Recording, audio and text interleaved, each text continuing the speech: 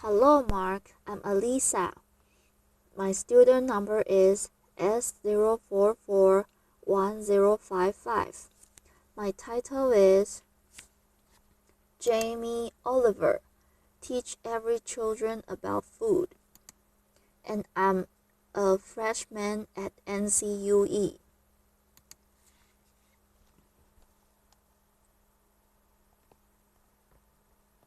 Sadly, in the next 18 minutes, when I do our chat, for Americans, there are alive will be dead through the food that they eat. My name's Jamie Oliver. I'm 34 years old. I'm from Essex in England, and for the last 7 years I've worked fairly tirelessly to save lives in my own way. I'm not a doctor, I'm a chef. I don't have expensive equipment or medicine. I use information education. I profoundly believe that the power of food has a primal place in our homes that binds us to the best bits of life. We have an awful reality right now. America, you're at the top of your game. This is one of the most unhealthy countries in the world. Can I please just see a raise of hands for how many of you have children in this room today? Put your hands up. You can continue to put your hands up. Aunties and uncles as well. Most of you. Okay, we, the adults of the last 4 generations, have blessed our children with the destiny of a shorter lifespan than their own parents. Your children will live a life 10 years younger than you because of the landscape of food that we've built around them. 2/3 of this room today in America are statistically overweight or obese. You a lot, you're alright, but we'll get you eventually, don't worry. Laughter. The statistics of bad health are clear, very clear. We spend our lives being paranoid about death, murder, homicide, you name it. It's on the front page of every paper. CNN, look at homicide. At the bottom, for God's sake, right? Laughter, a pause. Every single of those in the red is a diet-related disease. Any doctor, any specialist will tell you that fact. Diet-related disease is the biggest killer in the United States. Right now, here today, this is a global problem. It's a catastrophe. It's sweeping the world. England is right behind you, as usual. Laughter. I know they were close, but not that close. We need a revolution. Mexico, Australia, Germany, India, China all have massive problems of obesity and bad health. Think about smoking. It causes way less than obesity now. Obesity causes you Americans 10% of your health care bills, $150 billion a year. In 10 years, it's set to double, $300 billion a year. Let's be honest, guys. You haven't got that cash. Laughter. I came here to start a food revolution that I so profoundly believe in. We need it. The time is now. We're in a tipping point moment. I've been doing this for 7 years. I've been trying in America for 7 years. Now is the time when it's ripe for the picking. I went to the eye of the storm. I went to the West Virginia, the most unhealthy state in America, or it was last year. We've got a new one this year, but we'll work on the next season. Laughter. Huntington, West Virginia, beautiful town. I wanted to put heart and soul and people, your public, around the statistics that we've become so used to. I wanted to introduce I want to introduce you to some of the people that I care about. your public, your children. I want to show a picture of my friend Brittany. She's 16 years old. She's got 6 years to live because of the food that she's eaten. She's the third generation of Americans that hasn't grown up within a food environment where they've been taught to cook at home or in school, or her mom or her mom's mom. She has 6 years to live. She's eating her liver to death. Stacy, the Edwards family. This is a normal family, guys. Stacy does her best, but she's third generation as well. She was never taught to cook at home or at school. The family's obese. Justin here, 12 years old. He's 350 pounds. He gets bullied, for God's sake. The daughter there, Katie, she's 4 years old. She's obese before she even gets to primary school. Marisa, she's alright. She's one of our lot. But you know what? Her father, who was obese, died in her arms. And then the second most important man in her life, her uncle, died of obesity. And now her stepdad is obese. You see, the thing is, obesity and diet-related disease doesn't just hurt the people that have it. It's all of their friends, families, brothers, sisters. Pastor Steve, an inspirational man, one of my early allies in Huntington, West Virginia. He's at the sharp knife edge of this problem. He has to bury the people, okay? And he's fed up with it. He's fed up with burying his friends, his family, his community. Come winter, 3 times as many people die. He's sick of it. This is preventable disease. Waste of life. By the way, this is what they get buried in. We're not geared up to do this. Can't even get them out the door. And I'm being serious. Can't even get them here. Forklift. Okay, set it as a triangle, okay? This is our landscape of food. I need you to understand it. You've probably heard all this before. Over the last 30 years, what's happened that's ripped the heart out of this country? Let's be frank and honest. Well, modern day life. Let's start with the main street. Fast food has taken over the whole country. We know that. The big brands are some of the most important powerful powers in the country. Science. Supermarkets as well. Big companies. 30 years ago, most of the food was largely local and largely fresh. Now it's largely processed and full of all sorts of additives, extra ingredients, and you know the rest of the story. Portion size is obviously a massive problem. Labeling is a massive problem. The labeling is this country is a disgrace. The industry wants to self-police themselves. What in this kind of climate? They don't deserve it. How can you say something is low fat when it's full of so much sugar? Home. The biggest problem with the home is that used to be the heart of passing on food, culture, what made our society. That is not happening anymore.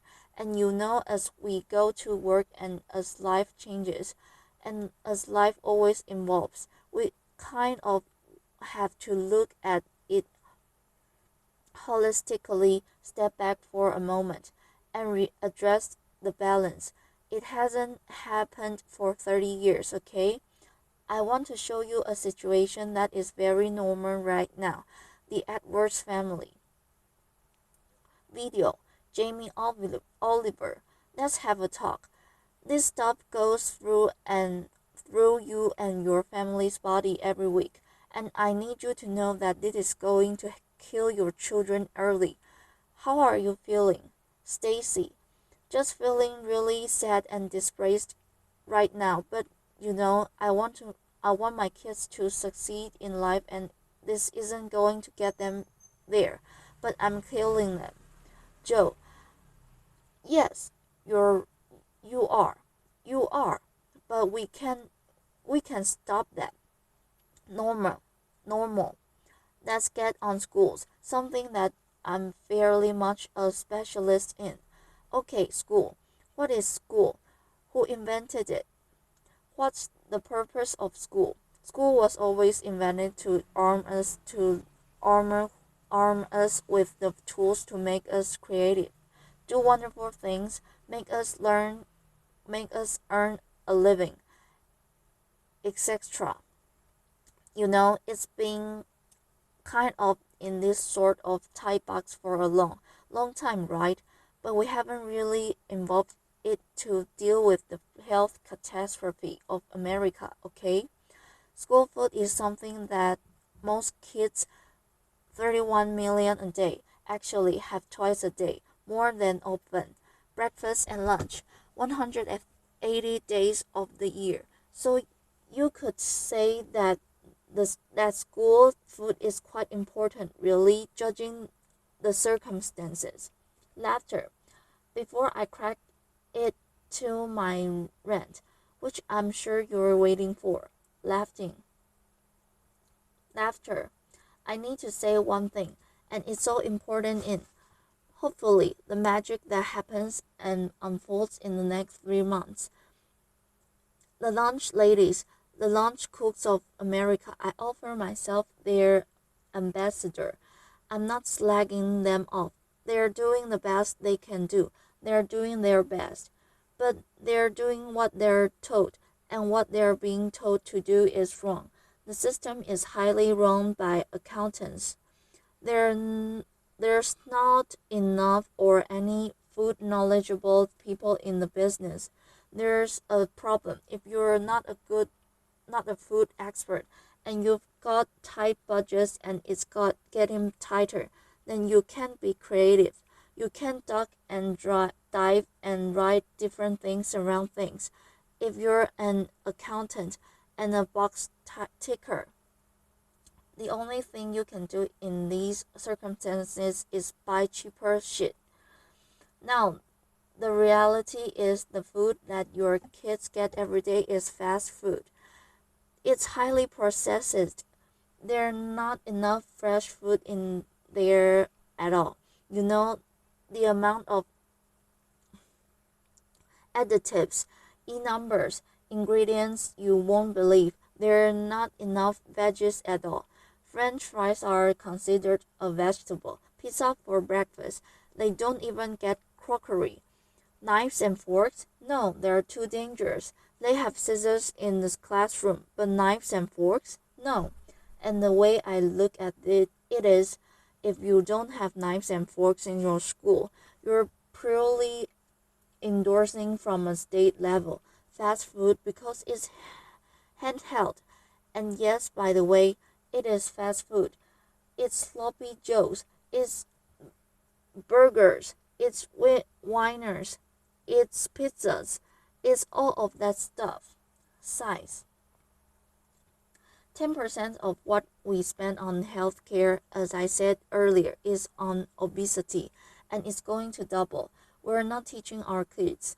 There are no statutory right to teach kids about food in elementary or secondary school, okay? We don't teach kids about food, right? And this is a little clip for an elementary school, which is very common in England. Video. Who knows what it is? Child. Potatoes. Jamie Oliver. Potato? So you think these are potatoes? Do you know what that is? Do you know what that is? Child. Broccoli. Joe. What about this?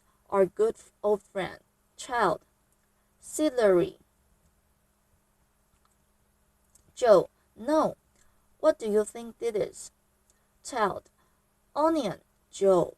Onion? No. Joe. Immediately. you'll get a really clear sense of, do the kids know anything about where food comes from? Who knows what that is? Child, a pear. Joe, what do you think it is? Child, I don't know. Joe, if the kids don't know what stuff is, then they will never eat it. Laughter. Joe, normal. England and America. England and America. Guess what fixed that?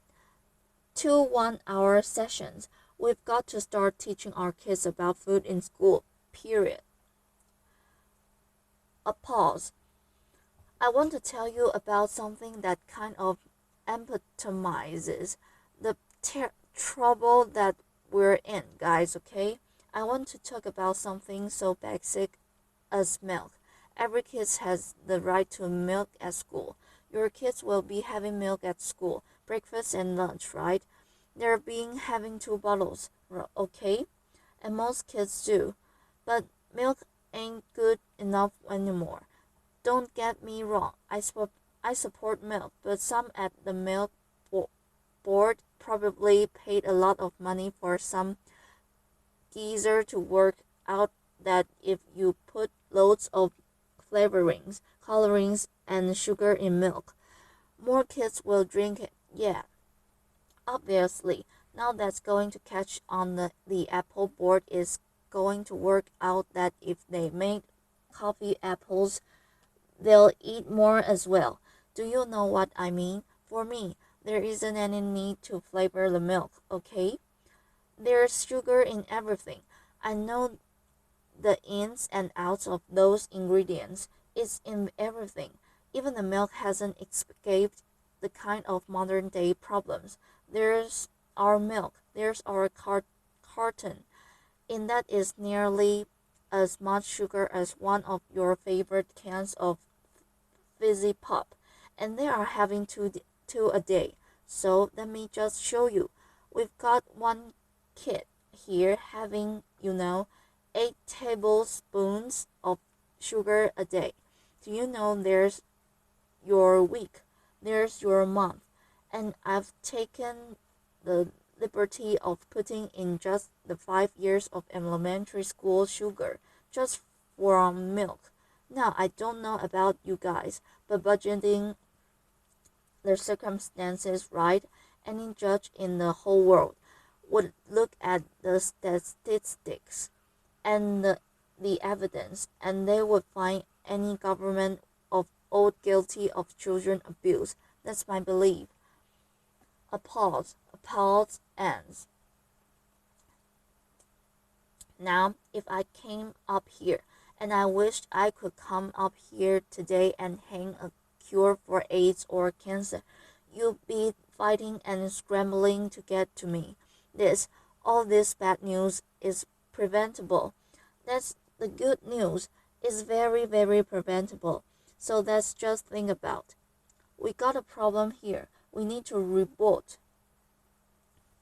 Okay, so in my world, what do we need to do? Here is the thing, right? It cannot just come from one source. To reboot and make real tangible change, so that I could look you in the white of the eyes and say, in 10 years' time, the history of our children's lives, happiness, and let's not forget, you're clever if you eat well. You know you're going to live longer. All of that stuff. It will look different, okay? So supermarkets, where else do you shop so regularly, week in, week out? How much money do you spend in your life in a supermarket? Love them. They just sell us what we want. All right. They owe us to put a food ambassador in every major supermarket. They need to help us shop. They need to show us how to cook quick, tasty, seasonal meals for people that are busy. This is not expensive. It is done in some, and it needs to be done across the board in America soon and quick. The big brands, the food brands need to put food education at the heart of their business. I know easier said than done. It's the future, it's the only way. Fast food. With the fast food industry, it's very competitive. I've had loads of secret papers and dealings with fast food restaurants. I know how they do it. I mean, basically, they've weaned us onto these hits of sugar, salt, and fat, and X, Y, and Z. And everyone loves them, right? So, these guys are going to be part of the solution. But we need to get the government to work with all of the fast food purveyors and the restaurant industry. And over a 5, 6, 7 years period, wean of us of the extreme amounts of fat, sugar, and all the other non-food ingredients. Now also, back to the sort of big brands. Labeling, I said it earlier, is an absolute farce and has got to be sorted. Okay, school. Obviously, in schools, we owe it to them to make sure those 180 days of the year, for that little precious age of 4, until 18, 20, 24, whatever, they need to be cooked proper, fresh food from local growers on site, okay? There needs to be a new standard of fresh, proper food for your children, yeah. A pause. Under the circumstances, it's profoundly important that every single American children leaves school knowing how to cook 10 recipes that will save their life skills. A pause. That means that they can be students, young parents, and be able to sort of duck and dive around the basics of cooking, no matter what recession hits them next time. If you can cook, recession money doesn't matter. If you can cook, time doesn't matter. The workplace we haven't really talked about. You know, it's now time for corporate responsibility to really look at what they feed or make available to their staff. The staffs are the moms and dads of Americans' children. Marissa, her father, died in her hand. I think she'd be quite happy if corporate America could start feeding their staff properly. Definitely, they shouldn't be left out. Let's go back to the home. Now look, if we do all this stuff, and we can, it's so achievable. You can care and be commercial, absolutely. But the home needs to start passing on cooking again, for sure. For sure, pass it on as a philosophy. And for me, it's quite romantic because it's about if one person teaches 3 people how to cook something and they teach 3 of their mates. That only has to repeat itself 25 times. And that's the whole population of America. Romantic, yes, but most importantly, it's about trying to get people to realize that every one of your individual efforts make a difference. We've got to put back what's been lost. Huntington's Kitchen. Huntington, where I made this program. We've got this prime time program that hopefully will inspire people to really get on this change. I truly believe that change will happen. Huntington's Kitchen. I work with a community. I worked in the schools. I found local sustainable funding to get every single school in the area from the junk onto the fresh food, 6.5 grand per school. A pause. That's all it takes. 6.5 grand per school. The kitchen is 25 grand a month. Okay? This can do 5,000 people a year, which is 10% of their population, and it's people on people. You know, it's local cooks teaching local people. It's free cooking lessons, guys, in the main street. This is real, tangible change, real tangible change around America. If we just look back now, there is plenty of wonderful things going on.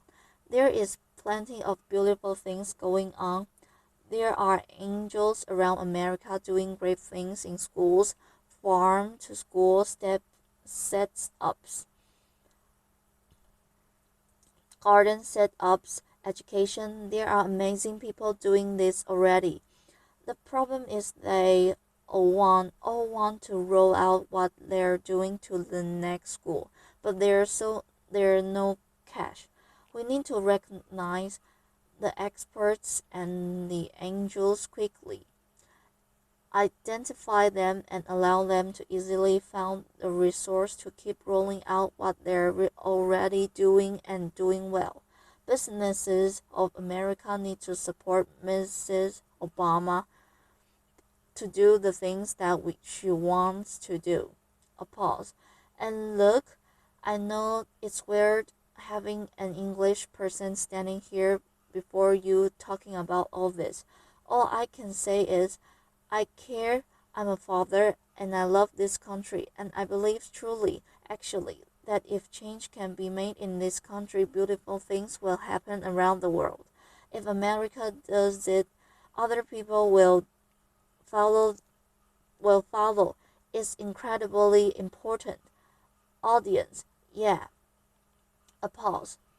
When I was in Huntington trying to get a few things to work when they weren't, I thought if I had a magic wand, what would I do? And I thought, you know what? I'd just love to be put in front of some of the most amazing movers and shakers in America. And a month later, Ted phoned me up and gave me this award. I'm here, so my wish